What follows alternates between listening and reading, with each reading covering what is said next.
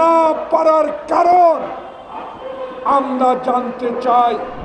আপনি নোবেল বিজয়ী, আপনি ব্যক্তিগত ইউনুস নয়, বাংলাদেশের 18 কোটি মানুষের ডক্টর মোহাম্মদ ইউনুস। কিন্তু গতকাল আমি বিস্মিত হয়েছি, আপনি নাকি, আমি পত্রিকায় দেখেছি, কতটুকু সত্য আমি জানি না, আপনার এনসিসি নেতাকে বলেছেন আমার পদত্যাগ করা ছাড়া কোনো উপায় নাই। কতটুকু সত্য আমি জানি না। আমি ইউটিউব, পত্রিকা, টেলিভিশন, আমার মনটা বড় খারাপ হয়েছে। এই জন্য আপনাকে কি জন্য বসিয়েছিলাম, আপনাকে কেন বসিয়েছিলাম? 9 মাস আপনি কি সেই পথে এগোতে পেরেছেন? পারেন না। না পারার কারণ আমরা জানতে চাই, না পারার বিষয় আমরা জানতে চেয়েছি।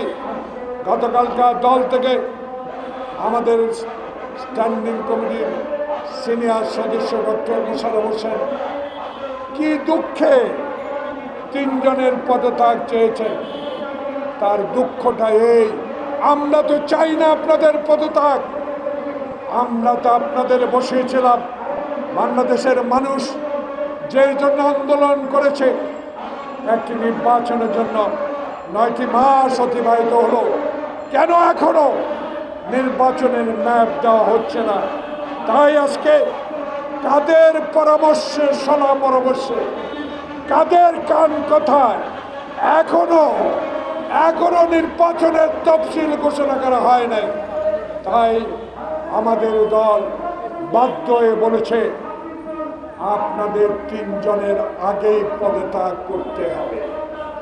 খলিলুর রহমান সাহেব কোন রাজপথে মিছিলে ছিলেন? এই সালাম রহমত, আপনারা কি দেখেছেন খলিলুর রহমানকে কোনোদিন বাংলাদেশের রাজনৈতিক অঙ্গনে গণতন্ত্রের জন্য, ভোটাধিকারের জন্য, মানুষের সেবার জন্য এগিয়ে এসেছেন? এমন কথাটি উনি বলেন, যেই কথাটি বাংলাদেশের মানুষ গ্রহণ করে না। আপনি তারেক রহমানের সাথে তুলনা করাটা, আপনি যেই কাজটি করেছেন, বলেছেন অন্যায় গহিত কাজ।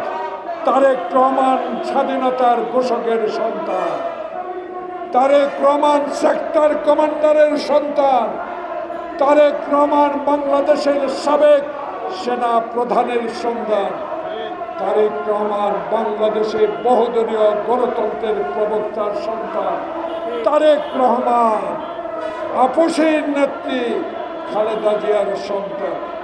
তার সাথে তুলনা করে আমাদেরকে মনে কষ্ট দিয়েছেন। আপনার অহংকার আপনার কাছে থাকুক।